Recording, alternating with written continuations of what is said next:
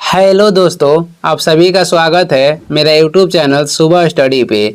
आज हम लोग पढ़ेंगे जो एडिटोरिया 7500 प्लस MCQ जीके का बुक है, उसका सेट नंबर रहेगा 61। तो चलिए शुरू करते हैं। इसमें पहला क्वेश्चन हो जाएगा। पहला है, भारत में लोकतंत्र इस तथ्य पर आधारित है कि भारत में जो लोकतंत्र है ये आपको बताना है कि किस तथ्य पे आधारित है। तो ये आधारित है जनता को सरकारों को चुनने तथा बदलने का अधिकार प्राप्त है। भारत में लोकतंत्र इस तथ्य पर आधारित है कि जनता को सरकार को चुनने तथा बदलने का अधिकार प्राप्त है। मौलिक अधिकार कर है कि मौलिक अधिकार ये अमेरिका के संविधान से लिया गया है। इसका उल्लेख अनुच्छेद 12 से 35 तक है। संघीय व्यवस्था भारत में कहेगा तो ये कनाडा के संविधान से लिया गया है। सबसे बड़ा लिखित संविधान कहेगा तो भारत का है। आगे बढ़ते हैं, अगला क्वेश्चन हो जाएगा 2 नंबर देखेंगे। 2 नंबर में है, भारत में संसदीय सरकार की निम्नलिखित विशेषताएं हैं। आपको बताना है कि भारत में संसदीय सरकार की कौन सी विशेषताएं हैं। तो देख लेते हैं। तो ये हो जाएगा, बगैर संसद बने कोई व्यक्ति केवल 6 माह तक मंत्री पद पर रह सकता है, यही सही है। तो इसमें से केवल 2 सही है, ये हो जाएगा डी। उपयुक्त में से कह रहा है कौन सा सही है। तो ये बगैर जो संसद बने कोई व्यक्ति है केवल 6 माह तक किसी मंत्री पद पर रह सकता है। और भी देख लेते हैं, मंत्रिपरिषद सामूहिक रूप से ऊंचे सदन के प्रति उत्तरदायी होता है, जो कि गलत है। ऊंचे सदन किसे बोलते हैं? तो ऊंचे सदन बोलते हैं राज्यसभा को, निम्न सदन बोलते हैं लोकसभा को। और मंत्रिपरिषद जो है सामूहिक रूप से ऊंचे सदन के उत्तरदायी नहीं रहता है, ये उत्तरदायी रहता है निम्न सदन के प्रति, यानी कि लोकसभा के प्रति ये उत्तरदायी होता है।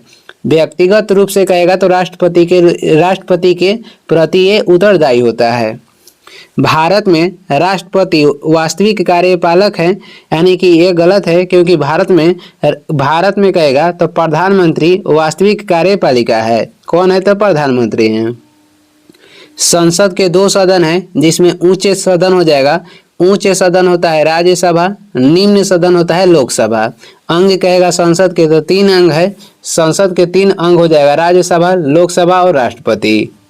आगे बढ़ेंगे, अगला क्वेश्चन हो जाएगा 3 नंबर है, मूल अधिकारों से असंगत या उनकी अल्पीकरण करने वाली विधियों को संविधान के किस अनुच्छेद के अंतर्गत शून्य घोषित किया जाता है? कह रहा है कि मूल अधिकारों से असंगत या उनकी अल्पीकरण करने वाली विधियों को संविधान के किस अनुच्छेद के अंतर्गत शून्य घोषित किया जाता है? तो ये किया जाता है अनुच्छेद 13 के अंतर्गत। ऑप्शन हो जाएगा ए। अनुच्छेद 19 में कहेगा तो ये वाक्य स्वतंत्रता इसमें उल्लेख किया गया, यानी बोलने की स्वतंत्रता है अनुच्छेद 19 में।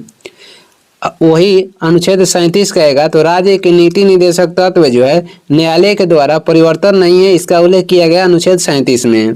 प्राण एवं दही की स्वतंत्रता का उल्लेख अनुच्छेद 21 में है। 4 देखेंगे, भारत के संविधान में अंतर्राष्ट्रीय शांति और सुरक्षा की अभिवृद्धि निम्नलिखित में से कहाँ उल्लेखित है? भारत के संविधान में अंतर्राष्ट्रीय शांति और सुरक्षा की अभिवृद्धि निम्नलिखित में से कहाँ पे उल्लेखित है? तो ये उल्लेखित है संविधान की राज्य के नीति निर्देशक तत्व में। ऑप्शन हो जाएगा सी। और ये कहाँ से लिया गया है? तो ये लिया गया है आयरलैंड में। और जो अंतर्राष्ट्रीय शांति और सुरक्षा की अभिवृद्धि है, इसका उल्लेख अनुच्छेद 51 में किया गया है। संविधान की प्रस्तावना जो है यह अमेरिका से लिया गया है, और प्रस्तावना की भाषा कहेगा तो ऑस्ट्रेलिया से लिया गया है। मूल अधिकार लिया गया है अमेरिका से। मूल कर्तव्य कहाँ से लिया गया है? तो सोवियत संघ रूस से। आगे बढ़ेंगे, अगला क्वेश्चन हो जाएगा 5 नंबर देखेंगे, प्रथम पृथ्वी सम्मेलन कहाँ पे आयोजित किया गया था? जो पहला पृथ्वी सम्मेलन हुआ था ये ब्राजील के रियो डी जेनेरियो में हुआ था। कब? तो 1992 में। CO2 को कम करने के लिए क्योटो प्रोटोकॉल कहाँ पे किया गया था? जापान में 1997 में। विश्व स्वास्थ्य संगठन की स्थापना 1948 में की गई। मुख्यालय कहेगा तो जेनेवा है। 6 देखेंगे, किस महाद्वीप को मानव जाति का जन्म स्थल माना जाता है? मानव जाति का जन्म स्थल किस महाद्वीप को माना जाता है? तो ये माना जाता है अफ्रीका महाद्वीप को। मानव जाति के जो जन्म हुआ था अफ्रीका महाद्वीप में हुआ था, और कहाँ पे? तो जल में। अफ्रीका महाद्वीप को काला महाद्वीप कहा जाता है। प्रायद्वीपीय महाद्वीप किसे बोलते हैं? यूरोप महाद्वीप को प्रायद्वीपीय महाद्वीप बोलते हैं। मानव का घर किस महाद्वीप को कहते हैं? एशिया महाद्वीप को मानव का घर कहा जाता है।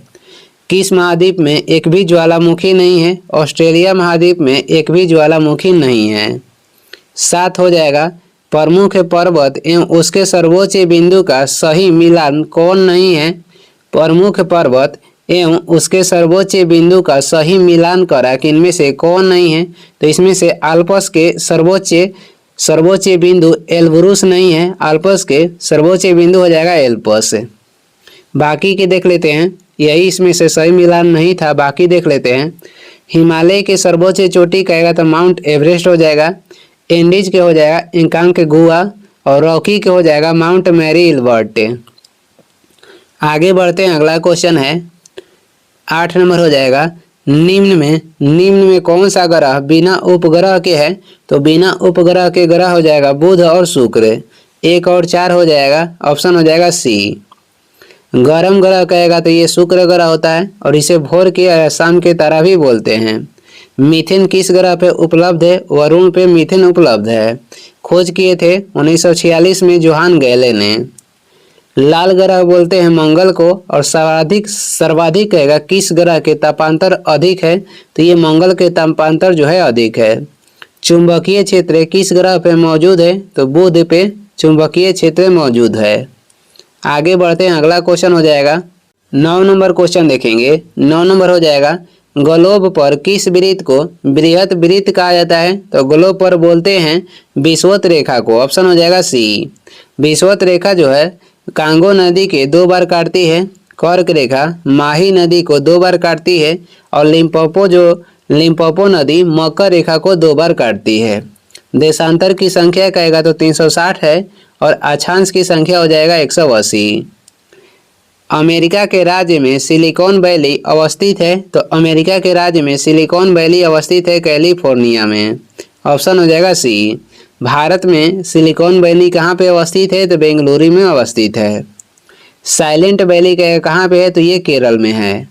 आगे बढ़ेंगे, अगला क्वेश्चन हो जाएगा 11 देखेंगे। इलेक्ट्रोमैग्नेटिक तरंगे कैसे बनती है? इलेक्ट्रोमैग्नेटिक जो तरंगे है ये कैसे बनती है? फोटॉन की गति के कारण ये बनती है। ऑप्शन हो जाएगा ए। प्रकाश के फोटॉन सिद्धांत की व्याख्या किसने की थी? प्रकाश के फोटॉन सिद्धांत की जो व्याख्या किए थे ये थे आइंस्टीन। प्रकाश के गति और रेडियो किरण के गति जो होता है ये दोनों बराबर होता है। 12 देखेंगे, सांगोला की संधि कब हुई थी? सांगोला की संधि आपको बताना है कब हुई थी? तो ये हुई थी 1750 ईस्वी में। और खेड़ा के जो युद्ध हुआ था ये हुआ था 1707 में। ये किसके बीच हुआ था? ताराबाई और साहू के बीच। ताराबाई और साहू के बीच खेड़ा के युद्ध हुआ था। पाल खेड़ा के युद्ध कहेगा तो 1728 में हुआ था। और ये किसके बीच हुआ? पाल खेड़ा के युद्ध जो हुआ था किसके बीच हुआ था? तो बाजीराव तथा निजाम, हैदराबाद के जो निजाम थे उनके बीच हुआ था पालखेड़ा के युद्ध। सांगोला के जो संधि हुआ था ये राजा राम द्वितीय तथा बालाजी बाजीराव के बीच ये संधि हुआ था। फिर से देख लेते हैं, सांगोला की संधि ये हुआ था 1750 ईस्वी में। किसके बीच? तो राजा राम द्वितीय तथा बालाजी बाजीराव के बीच। और उसके बाद खेड़ा के युद्ध ये हुआ था 1707 में और ये हुआ था ताराबाई तथा साहू के बीच। पालखेड़ा के युद्ध कहेगा तो 1728 में हुआ था बाजीराव तथा हैदराबाद के निजाम के बीच। आगे बढ़ेंगे, अगला क्वेश्चन हो जाएगा 13 देखेंगे। 13 में मिलान करना है। सूची 1 को सूची 2 के साथ सुमिलित करना है। सूची 1 में सूची 2 को सुमिलित करना है, यानी सूची 1 किससे संबंधित है? रक्त प्लाज्मा कहेगा। रक्त प्लाज्मा के संबंध किससे है? तो रक्त प्लाज्मा है हल्के पीले रंग का तरल पदार्थ होता है। रक्त प्लाज्मा हल्के पीले रंग का तरल पदार्थ होता है। जो प्लाज्मा है ये रक्त में 55% होता है। एल्बुमिन क्या है? एल्बुमिन हो जाएगा ऑस्मेटिक दाब स्थापित करने वाला पदार्थ है। उसके बाद देखेंगे ग्लोबिन कहेगा। ग्लोब्यूलिन क्या है? ये संक्रामक रोगों से रक्षा करता है। फाइब्रिनोजेन क्या है? तो फाइब्रिनोजेन एक प्रोटीन है जो कि रक्त के स्कंदन में सहायता करता है। और विटामिन कहेगा तो विटामिन के रक्त के स्कंदन में सहायता करता है। इसके अनुसार इसका आंसर हो जाएगा ए। आगे बढ़ते हैं, अगला क्वेश्चन हो जाएगा 14 नंबर है, भारत के सर्वोच्च न्यायालय का मूल अधिकार क्षेत्र निम्नलिखित है। भारत के सर्वोच्च न्यायालय का मूल जो अधिकार क्षेत्र है वो कौन सा है? तो ये हो जाएगा भारत सरकार और एक या अधिक राज्यों के बीच के विवाद को निपटारा करना। ऑप्शन हो जाएगा बी। भारत के जो सर्वोच्च न्यायालय है इसका गठन 28 जनवरी 1950 को हुआ था। 15 देखेंगे, किसी राज्य में अधिकतम कितने समय अवधि तक राष्ट्रपति शासन लागू रह सकता है? अधिकतम रह सकता है 3 वर्ष। ऑप्शन हो जाएगा सी। न्यूनतम ये रहता है 6 माह। राष्ट्रपति शासन जो उस राज्य में लगता है तो अनुच्छेद 356 के तहत लगता है। जो आपातकालीन व्यवस्था है भारत में ये जर्मनी से लिया गया है। जो वित्तीय आपातकाल है ये लिया गया है अमेरिका से। इसका उल्लेख किया गया अनुच्छेद 360 में। आगे बढ़ेंगे, अगला हो जाएगा चेलना एवं बिंबिसार के विवाह का विवरण मिलता है। चेलना एवं बिंबिसार के विवाह का विवरण कहाँ पे मिलता है? तो ये मिलता है ललित विस्तार में। ऑप्शन हो जाएगा सी। कहाँ पे मिलता है? ललित विस्तार में। 16 महाजनपद के उल्लेख किया गया है अंगुत्तर निकाय में। मुद्रा राक्षस में किसके बारे में लिखा गया है? तो चंद्रगुप्त मौर्य के जो शासनकाल था उसके विवरण के बारे में लिखा गया है। इसके लेखक हो जाएंगे विशाख दत्त। 17 हो जाएगा, एकमात्र बौद्ध सभा जिसका आयोजन बिहार में नहीं किया गया तो ये हो जाएगा कौन? तो चतुर्थ जो बौद्ध संगीति था ये कश्मीर के कुंडन वन में इसका आयोजन किया गया था कनिष्क के शासनकाल में। पहला हुआ था राजगीर में, दूसरा वैशाली में, तीसरा हुआ था पाटलिपुत्र में। ये तीनों बिहार में हुआ था। चौथा कहाँ पे हुआ था? कश्मीर के कुंडन वन में हुआ था। आगे बढ़ते हैं, अगला क्वेश्चन हो जाएगा भारत में हीरा धारण करने वाला क्षेत्र कौन सा रॉक सिस्टम है? भारत में हीरा धारण करने वाला क्षेत्र कौन सा रॉक सिस्टम है? तो हो जाएगा विंध्यन। ऑप्शन हो जाएगा बी। कौन है? तो विंध्यन। और जो विंध्याचल पर्वत है ये उत्तर भारत को दक्षिण भारत से अलग करता है। विंध्याचल पर्वत उत्तर भारत को दक्षिण भारत से अलग करता है। धारवाड़ की पठार कहाँ पे स्थित है? तो ये स्थित है कर्नाटक में। 19 हो जाएगा, प्रथम जैन महासभा का आयोजन कहाँ पे किया गया था? प्रथम जो जैन महासभा के आयोजन किया गया था ये हुआ था पाटलिपुत्र में। ऑप्शन हो जाएगा बी। इसके अध्यक्ष कौन थे? स्थूलभद्र थे। और दूसरा जो जैन महासभा के आयोजन हुआ था ये हुआ था बल्लभी गुजरात में। अध्यक्ष हो जाएंगे क्षमा श्रवण। कहेगा जैन धर्म जो था 2 भाग में किस ये महासभा में विभाजित हुआ था, यानी किस संगीति में ये विभाजित हुआ था? तो प्रथम में हुआ था श्वेतांबर और दिव्यगांबर में। इसका विभाजन हुआ था प्रथम महासभा में जो कि पाटलिपुत्र में हुआ था। अध्यक्ष थे स्थूलभद्र। महावीर स्वामी ने प्रथम उपदेश कहाँ पे दिए थे? तो ये दिए थे राजगिरी में। इनका जन्म हुआ था 540 ईसा पूर्व। कहाँ? तो बिहार के वैशाली में। आगे बढ़ते हैं, अगला क्वेश्चन हो जाएगा किस वंश के शासकों ने ब्राह्मणों एवं बौद्ध भिक्षुओं को भूमि अनुदान देने की प्रथा प्रारंभ की? तो ये किस वंश के शासक थे? तो ये थे सातवाहन वंश के शासक। ऑप्शन हो जाएगा सी। शीशे के सिक्के किस वंश के शासक चलवाए थे? तो सातवाहन वंश के चलवाए थे। पहली बार सोने के सिक्के किसने चलवाए थे? तो ये चलवाए थे हिंद यूनानी। शुद्ध सोने के सिक्के कहेगा तो शुद्ध सोने के सिक्के चलवाए थे कुषाण वंश के शासक। सर्वाधिक सोने के सिक्के चलवाए थे गुप्त वंश के शासक। पल्लव वंश के संस्थापक हो जाएंगे सिंह विष्णु। इस वंश के जो शासक थे नरसिंह वर्मन प्रथम, इन्होंने रथ मंदिर के बनवाए थे। जो रथ मंदिर था ये मवालपुरम के रथ मंदिर के निर्माण करवाए थे। बुद्ध की खड़ी प्रतिमा किस वंश के शासनकाल में बनी थी? तो ये कुषाण वंश के शासनकाल में बुद्ध की खड़ी प्रतिमा बनाई गई। 21 नंबर क्वेश्चन देखेंगे एल्काइन का आणविक सूत्र होता है। एल्काइन के हो जाएगा CnH2n-2 हो जाएगा एल्काइन का आणविक सूत्र। एल्केन के होता है CnH2n+2 और एल्कीन के हो जाएगा CnH2n। एल्काइन के होता है CnH2n-2।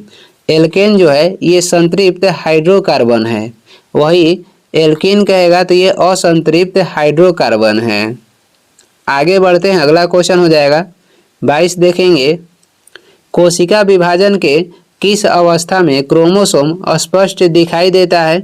कोशिका विभाजन के किस अवस्था में क्रोमोसोम स्पष्ट दिखाई देता है? तो ये दिखाई देता है माध्य अवस्था में। ऑप्शन हो जाएगा बी। असूत्री जो विभाजन होता है ये किस में होता है? असूत्री विभाजन ये अविकसित कोशिकाएं में होता है। पहली बार कोशिका विभाजन को किसने देखा था? तो बिरचाऊ देखे थे 1855 में। 23 नंबर क्वेश्चन देखेंगे। 23 नंबर हो जाएगा, गुरुत्वाकर्षण नियतांक यानी कि बड़ा जी का विमीय सूत्र क्या है? गुरुत्वाकर्षण नियतांक के विमीय सूत्र हो जाएगा m इनवर्स l के पावर 3 t के पावर -2। ऑप्शन हो जाएगा बी। गुरुत्वाकर्षण नियतांक के मान कौन दिए थे? तो हेनरी कैवेंडिश दिए थे और इसका मान होता है 6.67 × 10 के पावर -11 न्यूटन मीटर स्क्वायर पर केजी स्क्वायर हो जाएगा। 24 नंबर देखेंगे, पेंटागोनिया मरुस्थल किस महादेश में अवस्थित है? पेंटागोनिया जो मरुस्थल है ये किस महादेश में अवस्थित है? तो ये अवस्थित है कहाँ पे? तो दक्षिण अमेरिका में। ऑप्शन हो जाएगा बी। दक्षिण अमेरिका महाद्वीप को क्या बोलते हैं? तो इसे बोलते हैं पक्षियों का महाद्वीप। मानव के घर बोला जाता है एशिया महाद्वीप को। और जो सोनोरन मरुस्थल है ये स्थित है उत्तरी अमेरिका में। विश्व के सबसे बड़ा मरुस्थल सहारा मरुस्थल ये उत्तरी अफ्रीका में स्थित है। आगे बढ़ेंगे, अगला क्वेश्चन हो जाएगा, फॉकलैंड की जलधारा किस प्रकार की जलधारा है? तो फॉकलैंड की जो जलधारा है ये ठंडी जलधारा है और किस महासागर के है? तो अटलांटिक महासागर का है। ये किस महासागर के है? अटलांटिक महासागर का ये जलधारा है। 26 हो जाएगा, डीएनए की श्रृंखलाएं बंधी होती है। जो डीएनए की श्रृंखलाएं है ये किस बंधन के द्वारा बंधी होती है? तो ये हाइड्रोजन बंधन के द्वारा बंधी होती है। हाइड्रोजन बंध इसमें होता है। डीएनए क्या है? तो एक आनुवंशिक पदार्थ है। आगे बढ़ेंगे, अगला क्वेश्चन हो जाएगा 27 नंबर क्वेश्चन हो जाएगा, कौन सा पदार्थ पौधे के लिए एक सूक्ष्म पोषक होता है? पौधे के लिए एक सूक्ष्म पोषक होता है बोरॉन। कौन होता है? तो बोरान होता है। सर्वाधिक यौगिक बनाने वाला तत्व कहेगा तो कार्बन हो जाएगा। अक्रिय गैस में सर्वाधिक यौगिक बनाने वाला तत्व कहेगा तो ये होता है जेनॉन, जिसे स्ट्रेंजर गैस भी बोलते हैं। प्राणवायु किसे बोलते हैं? तो ऑक्सीजन को बोला जाता है। थ्रोम्बिन का काम क्या है? थ्रोम्बिन का काम आपको बताना है क्या है? तो इसका काम हो जाएगा रक्त जमने में ये मदद करता है। और फाइब्रिनोजेन जो प्रोटीन है ये भी रक्त जमने में मदद करता है। और विटामिन में कहेगा तो विटामिन के हो जाएगा। शरीर के अंदर किसके उपस्थिति के कारण रक्त नहीं जमता है? तो शरीर के अंदर उपस्थित होता है हिपेरिन। इसका निर्माण होता है कहाँ पे? तो यकृत में। आगे बढ़ते हैं, अगला क्वेश्चन हो जाएगा, प्रित्जकर पुरस्कार किस क्षेत्र में दिया जाता है? प्रित्जकर पुरस्कार जो है किस क्षेत्र में दिया जाता है? तो ये दिया जाता है आपको, ये दिया जाता है वास्तुकला के क्षेत्र में। प्रित्जकर जो पुरस्कार है ये दिया जाता है वास्तुकला के क्षेत्र में। इसकी शुरुआत 1978 में हुआ था। और एक आता है पुलित्जर पुरस्कार। पुलित्जर पुरस्कार दिया जाता है कहाँ, किस क्षेत्र में? तो पत्रकारिता के क्षेत्र में। स्थापना इसका हुआ था 1917 में। ज्ञानपीठ पुरस्कार दिया जाता है साहित्य के क्षेत्र में। इसकी स्थापना 1965 में की गई थी। ग्रैमी पुरस्कार दिया जाता है संगीत के क्षेत्र में। स्थापना 1958 में की गई थी। 30 हो जाएगा, निम्नलिखित में भारत की सुदूर दक्षिण पहाड़ी कौन सी है? सुदूर दक्षिण पहाड़ी भारत की कौन सी हो जाएगी? तो ये हो जाएगी कार्डमम की पहाड़ी। और इसे इलायची पहाड़ी भी बोलते हैं और ये स्थित है केरल में। दक्षिण भारत की सबसे ऊंची चोटी कहेगा तो ये हो जाएगा अनाईमुडी। ये दक्षिण भारत की सबसे ऊंची चोटी है, किस पहाड़ी में स्थित है? तो अन्नामलाई पहाड़ी में स्थित है। और वही कहेगा नीलगिरी पहाड़ी की सबसे ऊंची चोटी कौन है? तो ये हो जाएगा दोदा बेटा। आगे बढ़ते हैं, अगला क्वेश्चन हो जाएगा 31 नंबर क्वेश्चन है, किस संविधान संशोधन अधिनियम द्वारा यह प्रावधान किया गया कि राष्ट्रपति राष्ट्रीय आपातकाल की उद्घोषणा केवल मंत्रिमंडल की लिखित सिफारिश प्राप्त होने पर ही कर सकता है? फिर से देखते हैं, कह रहा है किस संविधान संशोधन अधिनियम द्वारा यह प्रावधान किया गया कि राष्ट्रपति राष्ट्रीय आपातकाल की उद्घोषणा केवल मंत्रिमंडल की लिखित सिफारिश प्राप्त होने पर ही कर सकता है? तो ये किया गया था 44वां संविधान संशोधन के तहत, जो कि हुआ था 1978 में। और इसी के तहत जो संपत्ति का अधिकार था मौलिक अधिकार से निकालकर इसे कानूनी अधिकार में रखा गया है। 42वां जो संविधान संशोधन था इसे मिनी संविधान कहा जाता है और ये हुआ था 1976 में। 32 है, नाबार्ड की स्थापना किस समिति की संस्तुति पर हुई? नाबार्ड की स्थापना हुई थी शिवरामन समिति के संस्तुति पे। ऑप्शन हो जाएगा ए। शिवरामन समिति के कहेगा सिफारिश पे नाबार्ड की स्थापना कब की गई थी? तो 1982 में, 12 जुलाई 1982 में। नरसिम्हन समिति के संबंध हो जाएगा बैंकिंग क्षेत्र से। राजा चलैया समिति के संबंध हो जाएगा कर से और भगवती समिति के संबंध है बेरोजगारी से। आगे बढ़ेंगे, अगला क्वेश्चन में मिलान करना है। देखते हैं, सूची 1 में कीट दिया गया है और सूची 2 में क्या है? संचारित रोग, यानी उससे होने वाला जो रोग है उसे दर्शाया गया है। तो इसे मिलान कीजिए। तो देखते हैं, बालू मक्खी से कौन सा रोग होता है? बालू मक्खी से होता है काला जार। बालू मक्खी से कौन सा रोग होता है? तो इससे होता है काला जार। आगे देख लेते हैं, अगला हो जाएगा मदा क्यूलेक्स मच्छर से क्या होता है? तो फाइलेरिया जो होता है मदा क्यूलेक्स मच्छर से होता है। घरेलू मक्खी से कौन सा रोग होता है? तो ये होता है हैजा। मदा एनोफिलीज मच्छर से होता है मलेरिया रोग। तो इसके अनुसार जो आंसर है ये हो जाएगा बी। आगे बढ़ेंगे, अगला क्वेश्चन हो जाएगा, अगला है किस वायसराय के कार्यकाल के दौरान श्वेत विद्रोह हुआ था? श्वेत जो विद्रोह हुआ था ये 1883 में हुआ था। ये किसके शासनकाल था? तो लॉर्ड रिपन के शासनकाल में श्वेत विद्रोह हुआ था। जो वर्नाक्यूलर प्रेस एक्ट लाया गया था ये लॉर्ड लिटन के द्वारा लाया गया था 1878 में और इसे समाप्त किए थे लॉर्ड रिपन 1882 में। देवदासी प्रथा को किसने समाप्त किया था? तो लॉर्ड रीडिंग किए थे और ये लॉर्ड रीडिंग के जो कार्यकाल था 1921 से लेकर 1926 तक था। मार्ले मिंटो सुधार अधिनियम 1909 में लाया गया था लॉर्ड मिंटो के कार्यकाल में। आगे देखेंगे, अगला क्वेश्चन हो जाएगा 35 नंबर क्वेश्चन है, कांग्रेसी नेताओं द्वारा मॉन्टेगू चेम्सफोर्ड रिपोर्ट की निंदा करने पर कई नरमपंथियों ने पार्टी छोड़कर निम्न में से कौन सी पार्टी का गठन किया? तो इसमें कह रहा है कि निम्न में से कौन से पार्टी को गठन किए थे? तो इसमें से पार्टी के नाम हो जाएगा Indian national liberal federation. Option हो जाएगा सी। क्वेश्चन में कह रहा था कि जो कांग्रेसी नेताओं के द्वारा मॉन्टेगू चेम्सफोर्ड रिपोर्ट की निंदा करने पर कई नरमपंथियों ने पार्टी छोड़कर निम्न में से कौन सी पार्टी का गठन किया? तो ये था इंडियन नेशनल लिबरल फेडरेशन। स्वराज्य पार्टी गठन किया गया था 1923 में, किसके द्वारा? मोतीलाल नेहरू तथा चित्तरंजन दास के द्वारा। और ये कहाँ पे हुआ था? तो ये हुआ था इलाहाबाद में। इंडियन फ्रीडम पार्टी थी इसके गठन कौन किए थे? सी राजगोपालाचारी। 36 हो जाएगा, निम्नलिखित में से किसने वर्नाक्यूलर प्रेस एक्ट निरस्त किया था? तो इसे लागू किए थे लॉर्ड लिटन। कब? तो ये लागू किए थे 1878 में लॉर्ड लिटन। और क्वेश्चन में कह रहा था समाप्त कौन किए थे? तो लॉर्ड रिपन। कब किए थे? 1882 में ये समाप्त किए थे। बंगाल विभाजन लॉर्ड कर्जन के शासनकाल में 1905 में हुआ था। इसे समाप्त किए थे, बंगाल विभाजन को रद्द कौन किए? लॉर्ड हार्डिंग किए थे 1911 में। कांग्रेस के गठन 1885 में हुआ था, उस समय शासनकाल लॉर्ड डफरिन का था। आगे बढ़ते हैं, अगला क्वेश्चन हो जाएगा, रामोसी आंदोलन भारत के किस भाग में हुआ था? रामोसी जो आंदोलन था भारत के किस भाग में हुआ था? तो ये पश्चिमी तट पर रामोसी विद्रोह हुआ था।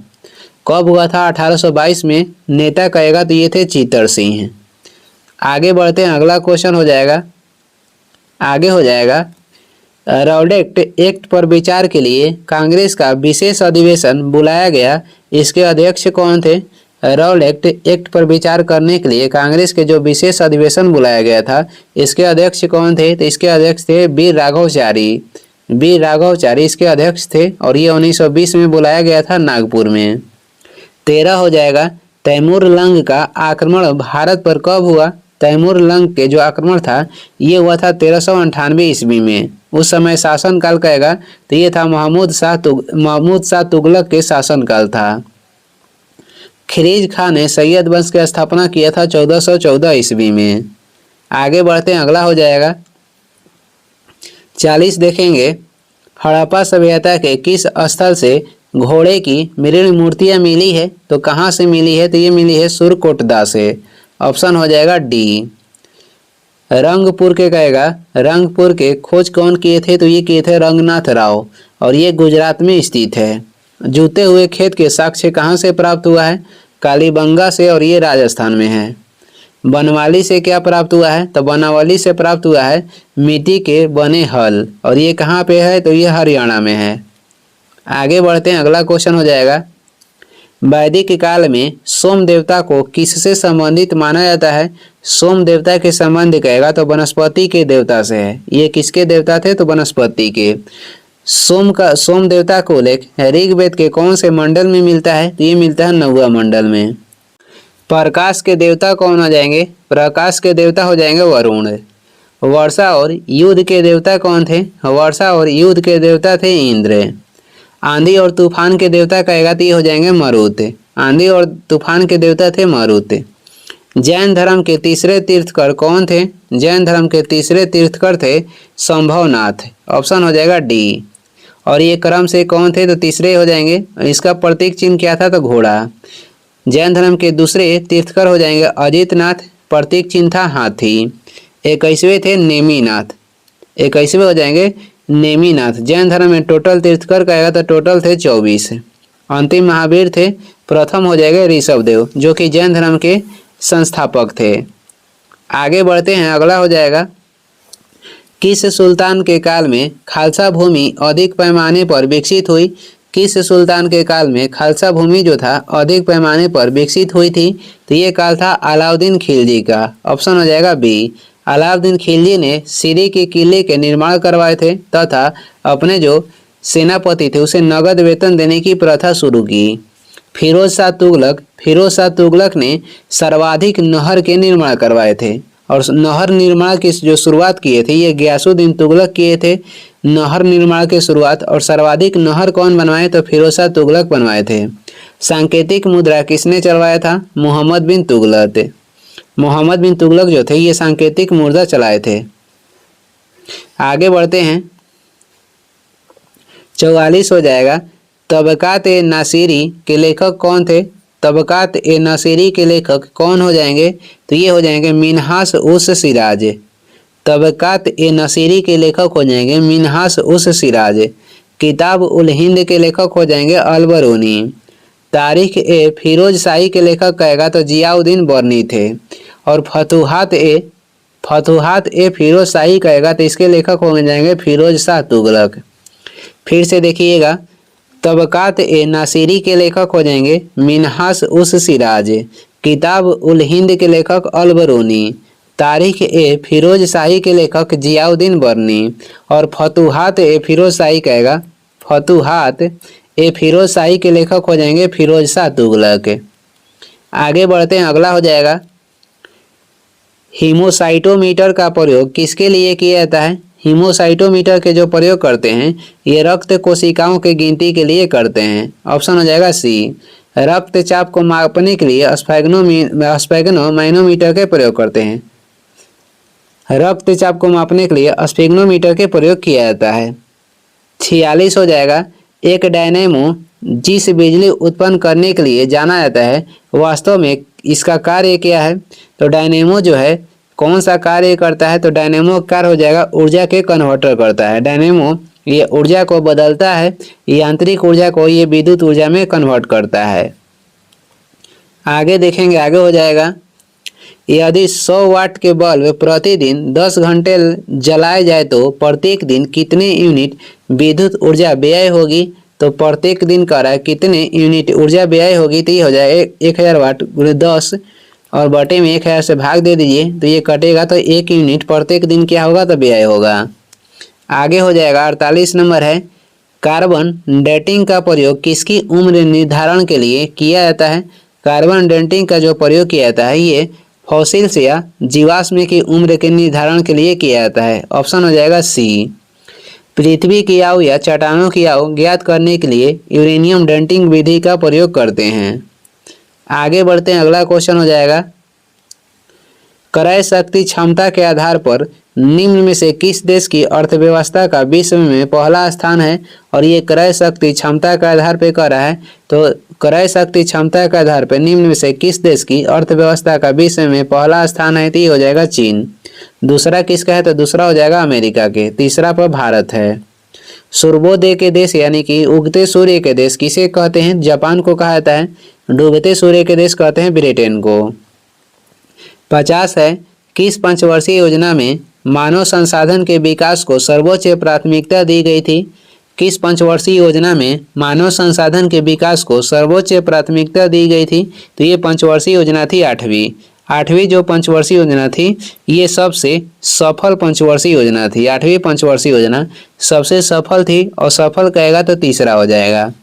जो पंचवर्षीय योजना है ये कहाँ से प्रेरित है? तो ये प्रेरित है सोवियत संघ रूस से।